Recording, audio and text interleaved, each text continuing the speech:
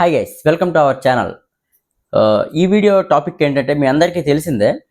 ఏంటంటే నిన్న నైట్ జరిగిన ఇండియా వర్సెస్ పాకిస్తాన్ మ్యాచ్ గురించి మాట్లాడబోతాను. దీని గురించి అసలు మాట్లాడుకోకూడదు, ఎందుకంటే నిన్న జరిగిన పొజిషన్ బట్టి అయితే మ్యాచ్ జరిగిన ముందు వరకు వన్ సైడ్ మ్యాచ్ కదా ఇది. ఇండియా ఆల్రెడీ గెలిచేస్తుంది, దీంతో ఏముంది, ఆల్రెడీ 2 సార్లు ఓడిపోయారు, ఇది కూడా ఓడిపోతారు. వీడియో అవసరం లేదు, దానికి అందరికీ తెలిసిన మ్యాచే కదా ఇది, వన్ సైడ్ మ్యాచ్ అని అనుకోను. కాకపోతే అక్కడ జరిగిన సినారియో మొత్తం మీకు ఈ వీడియోలో ఈరోజు వివరిస్తాను నేను. అదేంటంటే ఫస్ట్ టాస్ గెలిచి మన సూర్యకుమార్ యాదవ్ కెప్టెన్ కదా, టాస్ గెలిచి బౌలింగ్ ఎంచుకున్నారు. యాక్చువల్గా ఇది చేజింగ్ పిచ్, వాళ్ళు ఎంత స్కోర్ ఇచ్చినా 200 250 ఇచ్చినా కొట్టేస్తారు మన వాళ్ళు, అంత ఫామ్లో ఉన్నాం.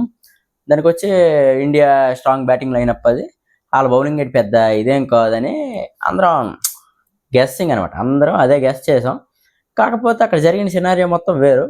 ఫస్ట్ బ్యాటింగ్ దిగిన పాకిస్తాన్ 10-11 ఓవర్లకి 100, ఆ టైంలో 10 రన్ రేట్కి వెళ్ళారు. ఒక్క వికెటే పడింది, అప్పటికి వికెట్ కూడా పడినవ్వకుండా చాలా బాగా తీసుకెళ్లారు. ఇద్దరు ఓపెనర్స్, ఫకర్ జమాన్, ఫర్హాన్ ఎవడో బాగానే ఆడారు.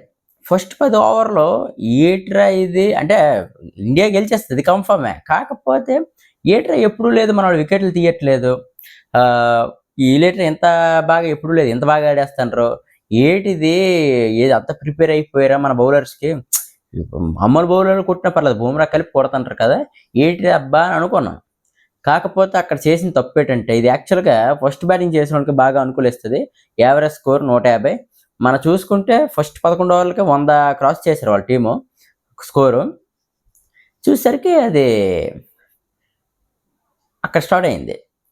ఎప్పుడైతే వరుణ్ చక్రవర్తి వచ్చి ఆ వికెట్, ఇంపార్టెంట్ వికెట్స్ తీసాడో అక్కడ అయిపోయింది. అంటే ఈ పాకిస్తాన్ టీం ఎలాగంటే, ఇప్పుడు మనకి చిన్నప్పుడు కానీ రీసెంట్గా యాడ్లు చూస్తాం, ఒక జెమ్స్ యాడ్ ఉంటుంది, ఒక్క జెమ్ ఇలా తీస్తే మొత్తం అన్ని పడిపోతాయి కదా, అలా కనిపించింది. ఫస్ట్ 10 ఓవర్లు ఆడిన టీమేనా ఇది, లాస్ట్ 10 ఓవర్లు ఇలాగా ఆడారు అని అనిపించింది. లాస్ట్లో అలాగా బూమ్రా కానీ కుల్దీప్ యాదవ్ అయితే ఎక్స్ట్రాడినరీ బౌలింగ్, 147కి ఆల్అవుట్ అయిపోయారు, అంతా అయిపోయింది. లాస్ట్ ఓవర్ కూడా మిగిలిపోయింది. యాజ్ ఈజే కదా, ఓడిపోతారు, ఈజీ గెలిచేస్తాం అనుకున్నాం. అప్పుడు మొదలైంది. అంటే ఎవరు ఎక్స్పెక్ట్ చేయలేదు, పవర్ ప్లేలో 3 వికెట్లు పడడం, అభిషేక్ శర్మ ఎప్పుడు ఫామ్లో ఉండే అభిషేక్ శర్మ అవుట్ అవ్వడం వేగంగా సింగిల్ డిజిట్కి, తర్వాత గిల్ అవుట్ అవ్వడం, తర్వాత సూర్యకుమార్ యాదవ్ స్లో బాల్స్ ఇలాంటివి వేసినప్పుడు ఇబ్బంది పడి క్యాచ్ ఇచ్చి అవుట్ అవ్వడం జరిగింది. ఓకే, అంతవరకు నాకు అంటే అప్పటికి గెలిచేస్తాం. చాలామంది ఉన్నారు కదా, సంజు ఉన్నాడు, తిలక్ ఉన్నాడు, ఇంకా హార్దిక్ లేకపోయినా సరే రింకు వచ్చి ఏదో ఫినిషింగ్ టైంలో అందిస్తాడు, జూబే ఉన్నాడు, అందరూ అనుకున్నాం అప్పటికే గెలుస్తుందని హోప్ ఉంది. నాకు తెలిసి చాలామందికి ఎన్ని వికెట్లు పడేసరికి ఇండియా ఓడిపోద్దేమనే థాట్ ఉంటుంది. కాకపోతే నాకు ఎప్పుడు అలా ఉండదు, ఎందుకంటే ఏ మూమెంట్లోనే గెలిచేస్తాం మనం, ఎన్ని చూసామన్నట్టు మ్యాచ్లు. కానీ ఎప్పటికైనా ఇబ్బంది పెడతారేమో. ఇప్పుడు ప్రెజర్ ఏంటంటే, అప్పుడు ఫస్ట్ జరిగిన 2 మ్యాచ్లు సూపర్ 4లోన ఇలాగ లీగ్ మ్యాచ్లు జరుగుతాయి కదా, అవి గెలిచాం.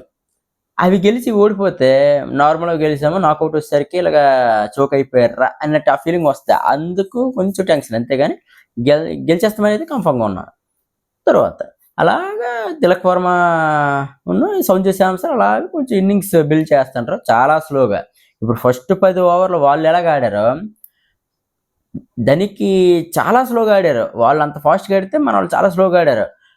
ఫస్ట్ 10 ఓవర్సే కదా బ్యాటింగ్ అనుకూలిస్తుంది, ఈలేట్ ఇలాగ ఆడుతుంటారు, నెక్స్ట్ 10 ఓవర్స్ ఇంకా దారుణంగా ఉంటుందేమో అని అనుకున్నాం. అప్పుడు వచ్చాడమ్మా తిలక్ వర్మ, అంటే కుట్టి కొట్టినట్టుగా, ఇది నొప్పెట్టుగా అంటే ఒక ఫీలింగ్ ఉంటుంది చూడండి. డైలాగ్ గుర్తు రావట్లేదు కానీ కరెక్ట్గా ఇంపాక్ట్ ఉంటుంది. అలాగా ఇంపాక్ట్ చూపించాడంటే అసలు రన్స్ ఎలా వస్తున్నాయో తెలియట్లేదు, ఎలా కొడతాడో తెలియట్లేదు. పాకిస్తాన్ బౌలర్లకు అయితే చెమటలు పట్టించాడు. అది ఇంకో గర్వకారణం ఏంటంటే, అంటే ఇండియా గెలిచింది అదే గర్వకారణమే, కాకపోతే ఒక తెలుగువాడు గెలిపించాడరా అనేది గర్వకారణం నాకు ఉంది. ఎందుకు అలా మాట్లాడుతానంటే, ఎక్కడో ఒక చిన్న ఫ్యామిలీ నుండి, మిడిల్ క్లాస్ ఫ్యామిలీ నుండి వచ్చి ఒక ఇండియాకి సెలెక్ట్ అవ్వడం, ఐపీఎల్ నుండి ఇండియాకి సెలెక్ట్ అవ్వడం అదే గర్వకారణం. అంటే ఒక పాకిస్తాన్ లాంటి ప్రెస్టీజియస్ మ్యాచ్, అది ఫైనల్ అలాంటి దాంట్లో పెర్ఫామ్ చేస్తే అది క్రూషియల్ సిచ్యువేషన్. నార్మల్గా ఫ్లూక్లో గెలిచేయడం ఇలాంటి నార్మల్ 2 మ్యాచ్లు అయ్యాయి సింపుల్గా 1 సైడ్ మ్యాచ్లు అవుతాయి, అలా కాదు. ఇది బౌలింగ్ అనుకూలిస్తుంది, బ్యాటింగ్ అస్సలు అనుకూలం లేదు. ఏ టైంలో ఎలా ఆడాలో అని విరాట్ కోహ్లీ ఉండేవాడు. విరాట్ కోహ్లీ కూడా టీంలో లేకపోయేసరికి ఎవరు ఆడతారో ఆ ప్లే ఎవరు ఆడతారు అనుకున్నాం. తిలక్ వర్మ కరెక్ట్గా ఇచ్చాడు. అంటే ఇది అసలు ఒక మ్యాచ్ కాదు, నాకు అడిగితే ఇది ఒక మ్యాచే కాదు, ఇది ఒక యుద్ధం.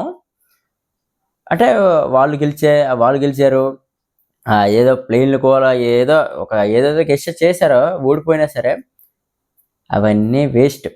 ఇండియాతో మ్యాచ్ అంటే అవన్నీ మీరు మీ దేశంలో వాడుకోండి. మీరు ఎవరి దగ్గరైనా మీ దేశంలో ఎవరికైనా అది మీరు అసలు నాకు తెలిసి అయితే అది మాకు ట్రోల్ చేసినట్లేదు, మీకు మీరే ట్రోల్ చేసుకున్నట్టుంది. ఒకడేమో 50 చేసి గన్ ఆడే పేల్చుకుంటాడు, ఆడే చచ్చిపోయి సూసైడ్ అనమాట. అది సూసైడ్ చేసుకోవచ్చు మా వాళ్ళు, అసలు మీరు లేకపోతే మేము సూసైడ్ చేసుకుంటాం, యుద్ధం ఆపడం మంచిది అని ఆడు సూసైడ్ చేసుకున్నట్టు ఉంది. అదొకటి. నాకు మెయిన్గా నచ్చిన విషయం ఏంటంటే ఈ గెలిచాం, అది 1 సైడ్ మ్యాచ్ కాకపోతే కొంచెం ఇంట్రెస్టింగ్గా మార్చడానికి అలా జరిగింది. ఓకే, అదంతా గెలిచేస్తామని కన్ఫర్మే కాబట్టి ఇండియా గెలిచింది, అదంతా ఓకే.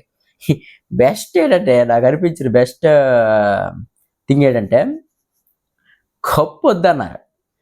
అంటే ఇక్కడ జరిగిన సిచ్యువేషన్ ఏంటంటే పాకిస్తాన్ తరపున మాకు ఏది ఇచ్చినా, పాకిస్తాన్ వాడు ఇచ్చినా, ఆ తరపున ఏది ఇచ్చినా మాకు వద్దు అని మన వాళ్ళు కంకణం కొట్టుకున్నట్టున్నారు. అంటే ఇక్కడ ప్లేయర్సే కాదు, నార్మల్గా ఇప్పుడు పాకిస్తాన్ సంబంధించిన చైర్మన్స్ అవ్వచ్చు, ఆ ఏసీసీ చైర్మన్ అవ్వచ్చు, ఆ ఎవడో మినిస్టర్ అట పాకిస్తాన్లో, అతను ట్రోఫీ ఇవ్వడానికి అయితే వచ్చాడు, ఏది పెద్ద ఇది చేసినట్టు అతనైతే వచ్చాడు. మన వాళ్ళు మాకు పాకిస్తాన్ తరపున ఎవడది కనుసైగల్లో కనబడకూడదు, మాకు అసలు ట్రోఫీయే వద్దు, మీరు ఇస్తే మాకు ట్రోఫీ వద్దు అనేసి ట్రోఫీ తీసుకోలేదు. అక్కడ ట్రోఫీకి వాళ్ళు పిలుస్తున్నా సరే ఇక్కడ మన వాళ్ళు ఒకరు రీల్ చేసుకుంటారు, ఒకళ్ళు సెల్ల చూసుకుంటారు, ఒకళ్ళు సెల్ఫీలు దిగుతారు, ఒకళ్ళు ఎవరు ఎట్టిటో మాట్లాడుకొని దొరుకుతారు గ్రౌండ్లోన. అది కామెడీ అనిపించింది నాకైతే.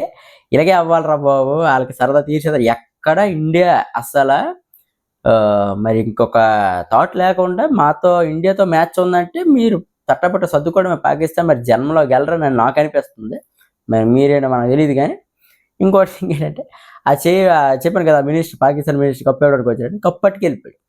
ఇంకొకటి పోస్ట్ చేశాడు అన్నమాట అతను, మా దగ్గర కప్పు ఉంది కాబట్టి మేమే గెలిచినట్టు, అందుకే మీరు తీసుకోలేదు, మేమే గెలిచినట్టు అని. ప్రపంచం మొత్తం తెలుసు, మీరు అసలు ఏం మాట్లాడతారో మీకే అర్థం కాదు. ప్రపంచం మొత్తం ఎవరు గెలిచారో తెలుసు. మీరు గెలిచినట్టు అనుకుంటారు కాబట్టి ఒక బస్సు ప్యారడీ పెట్టుకొని పాకిస్తాన్ మొత్తం తిరగండి. మీ పాకిస్తాన్ వాళ్ళే అదే చెప్తున్నా, ఆ రోడ్డు మీద మేము గెలిచినప్పుడు ప్రతిసారి T20 వరల్డ్ కప్ గెలిచిన అప్పుడు కానీ మనం బస్సు ప్యారడీ పెడతాం. అంటే జనాలు చూడడానికి, ఆ ట్రోఫీ చూడడానికి, అంత అందంగా ఉండడానికి ఒక గిన్నె పెడతాం, గర్వకారణంగా మేము పెడతాం గెలిస్తే. అది మీరు ఇప్పుడు గెలిచారని అనుకుంటుంటారు కాబట్టి ఒకసారి అదే ట్రోఫీ మీరు పట్టుకొని వెళ్ళి చేయండి. మీ పాకిస్తాన్ వాళ్ళే మీ నోట్లో ఉమ్ము చేస్తారు. వినబడుతుందా? అది ఇలాంటి జరుగుతాయి. ఓకే, ఆ ఫ్రస్ట్రేషన్ అన్నీ ఉంటాయి. అసలు యాక్చువల్గా ఇది నేను చాలాసార్లు ఇండియా తరపున ఓడిపోయినప్పుడు చాలా ఫీల్ అయ్యామంటే ఎంత బాధగా ఉంటుందో నాకు తెలుసు. ఎందుకంటే 50 overs world cup, ODI world cup అయినప్పుడు మేము ఓడిపోయినప్పుడు అన్ని మ్యాచ్లు గెలిచి ఒక మ్యాచ్ ఓడిపోతే ఫైనల్, అది కూడా ఎంత బాధగా ఉందో మాకు తెలుసు. అలాంటిది 100 రెట్లు మీకు ఇచ్చామని మేము అనుకుంటున్నాం. ఏవైతే యుద్ధాలు జరిగాయో, ఏవైతే మీరు ఏదో కూల్చేసామని అనుకుంటారో అవన్నీ ఫేక్ అని అందరికీ మీరే చెప్పుకున్నట్టు అవుతుంది. ఇంకా లాక్కండి, తెగిపోద్ది. ఈసారి ఇండియాతో మ్యాచ్లు కానీ ఇండియాతో ఏమైనా అయితే మీరే వద్దని చెప్పేసి మీరే కామ్గా ఉండండి. పొరపాటున మాతో ఆడితే మేమైతే కప్పు తీసుకెళ్ళిపోతున్నాం, అది కన్ఫర్మ్. అది కప్పు మీరిస్తే తీసుకోం, ఇంకెవరిస్తే తీసుకుంటాం. ఇది ఈరోజు టాపిక్. ఈసారి ఇంకా మంచి ఇంట్రెస్టింగ్ టాపిక్తో మీ ముందుకు వస్తాను. Bye guys.